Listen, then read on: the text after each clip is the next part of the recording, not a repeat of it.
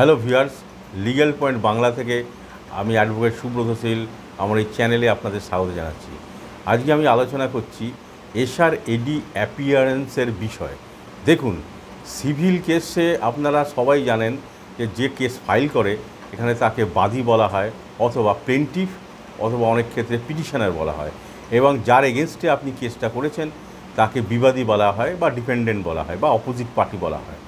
এবং আপনারা জানেন মোটামুটি যখনই এই কেস যখন আমরা ফাইল করি তখন কিন্তু এই কেসের যাবতীয় বিষয় এবং যাবতীয় কাগজপত্রের সঙ্গে একটি সমন বিবাদী বা ডিফেন্ডেন্ট বা অপোজিট পার্টিকে পাঠানো হয়ে থাকে, এবং এই সমনের মধ্যে কিন্তু একটি ডেট লেখা থাকে, যেটাকে আমরা অ্যাপিয়ারেন্সের ডেট বলি বা হাজির থাকার আমরা দিন বলি।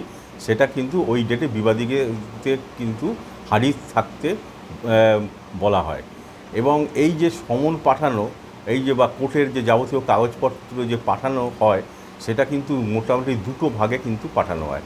একটি হচ্ছে স্পিড পোস্ট বা রেজিস্ট্রি পোস্টের মাধ্যমে, আরেকটি হচ্ছে কোর্টের প্রসেস সার্ভাররা ওরা বাই হ্যান্ড কিন্তু বিবাদী বা অপোজিট পার্টি বা ডিফেন্ডেন্টের কাছে কিন্তু সেই সমনটা নিয়ে যায়। দেখুন, এই এসআর-এডি এবং অ্যাপিয়ারেন্সের দিন বলতে আমরা বুঝি যে ওই পার্টিকুলার দিনে বিবাদী বা অপোজিট পার্টি ডিফেন্ডেন্টকে সেই কোর্টে কিন্তু নির্দিষ্ট সেই দিনে কিন্তু হাজির থাকতে হবে। এবার অনেক ক্ষেত্রে দেখা যায় যে বিবাদী বা অপোজিট পার্টি কিন্তু হাজির থাকছে না।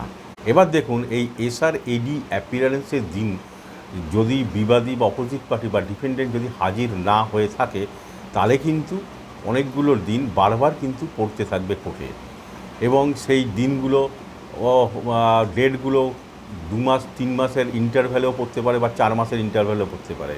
এবং এমন অনেক ক্ষেত্রে দেখা যায় যে 1 বছর 1.5 বছর এই এসআর-এডি অ্যাপিয়ারেন্সেরই দিন চলে গেল। দেখুন, এই যে বিবাদী বা অপোজিট পার্টি ডিফেন্ডেন্টরা যে কোর্টে আসছে না, তার কিন্তু অনেকগুলো কারণ থাকে।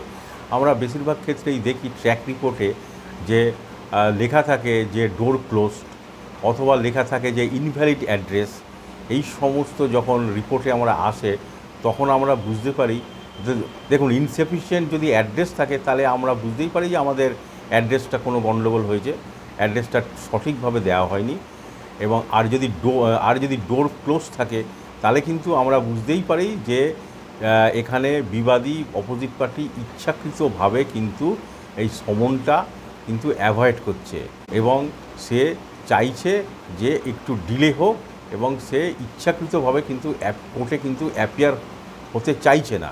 এবং সে এই জন্যই সে বাড়ির লোককে দিয়ে কিন্তু এটাকে দেখাচ্ছে এবং বলাচ্ছে যে সে বিবাদী ওখানে এখন নেই, বাইরে গেছে, এই জন্য ডোর ক্লোজটা কিন্তু এখানে ট্র্যাক রিপোর্টে কিন্তু চলে আসে। তাহলে এই ক্ষেত্রে আমাদের কি করতে হবে বা কী করণীয়? দেখুন, ইনসাফিসিয়েন্ট যদি অ্যাড্রেস হয় তাহলে আপনাকে কিন্তু সঠিক অ্যাড্রেসটা কিন্তু আবার প্রয়োগ করতে হবে, এবং সঠিক অ্যাড্রেসে কিন্তু আবার সমনটা পাঠাতে হবে। যদি দেখেন যে ডোর ক্লোজড এইরকমভাবে আসছে, আপনার সমনটা রিটার্নটা আসছে, তাহলে কিন্তু আপনি বুঝেই যাচ্ছেন যে ও আননেসেসারি আপনাকে ঘোরাচ্ছে এবং ইচ্ছা করে কিন্তু সমনটাকে অ্যাভয়েড করছে।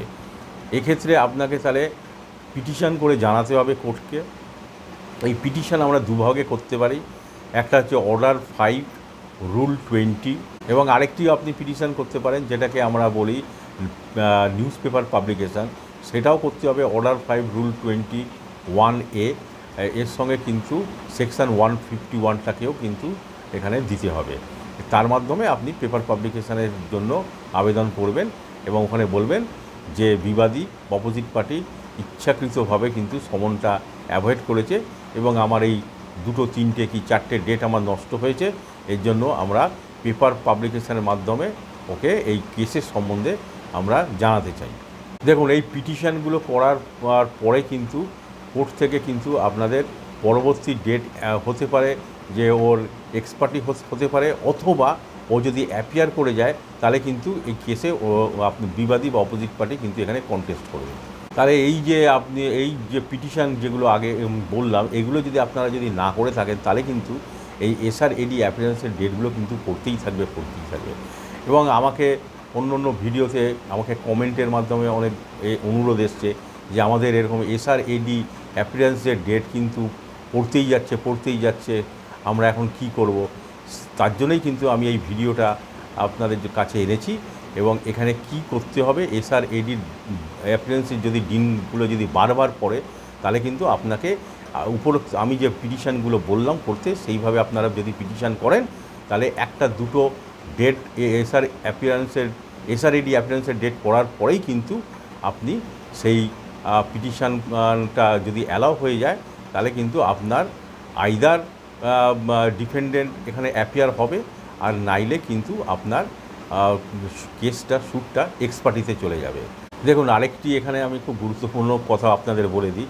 ধরুন যদি বিবাদী অনেকজন যদি থাকে, 3 জন 4 জন 5 জন, এখানে দেখা গেল যে 3 জন বিবাদী কিন্তু হাজির হয়ে গেল এবং বাকি 1-2 জন কি 3 জন বিবাদী কিন্তু হাজির হচ্ছে না। কিন্তু এখানে আমরা দেখি যে বিবাদীরা কিন্তু সবাই জানে যে যারা হাজির হয়নি তারা কিন্তু সবাই জানে যে এখানে কোর্ট কেস চলছে তাদের এগেনস্টে। ওরা ইচ্ছা করে কিন্তু এই প্লেনটিফের সময়টাকে নষ্ট করার জন্য বা কোর্টের সময় নষ্ট করার জন্য কিন্তু ওরা ইচ্ছা করে হাজির হয় না। এক্ষেত্রে আমি যে আপনাদের আগে যে পিটিশানগুলো বললাম, সেই পিটিশানগুলো যদি আপনারা করে থাকেন তাহলে কিন্তু দেখা যায় যে পেপার পাবলিকেশান আপনি করলেন কি কোর্ট পেপারে আপনি পেপার পিটিশানের অ্যাপ্লিকেশানটা করলেন, সঙ্গে সঙ্গেই দেখলেন যে পরের ডেটেই কিন্তু সেই বিবাদীরা কিন্তু কোর্টে অ্যাপিয়ার হয়ে যাচ্ছে এবং কন্টেস্ট করার জন্য রেডি হয়ে গেল। দেখুন, এই সব করতে করতেই কিন্তু দেখা যাচ্ছে যে 1.5 থেকে 2 বছর কিন্তু এই SR অ্যাপিয়ারেন্স AD করতে করতেই কিন্তু কেটে যাচ্ছে। এবং অনেক সময় আমাকে বিভিন্ন কমেন্টে আমার কাছে আসে, অনুরোধ করে, বলে যে হ্যাঁ স্যার, এই সিভিল কেস কেন এত দীর্ঘমেয়াদী হয়, কেন স্যার এরকম ডেটের পর ডেট হয়। দেখুন, এইগুলোই হচ্ছে কারণ যে আপনারা মনে করেন যে কোনো উকিলবাবু দোষ করেছে কি কোর্টের গাফিলতির জন্য ডেট করছে, কিন্তু না, এগুলো মেন দোষ হচ্ছে বিবাদী সব জেনে শুনে ইনডাইরেক্টলি কিন্তু অ্যাভয়েড করে সমনগুলো এবং অ্যাপিয়ার হতে চায় না। এটা কিন্তু উকিলবাবুদেরও দোষ না এবং কোর্টেরও কোনো এখানে গাফিলতি না। এটা হচ্ছে একটা প্রসেস, এই প্রসেসটার মধ্যেই আমাদের চলতে হবে এবং তার জন্য রিকভারি প্রসেসটাকে করার জন্য কিন্তু আমি যেই পিটিশানগুলো বললাম সেটা করলে কিন্তু খুব তাড়াতাড়ি কিন্তু সমাধান হয়ে যায়।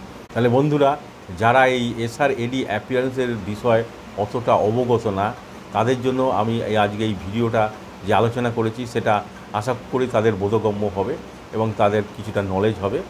এবং আজকের ভিডিওটা আমি এখানেই শেষ করছি। নমস্কার।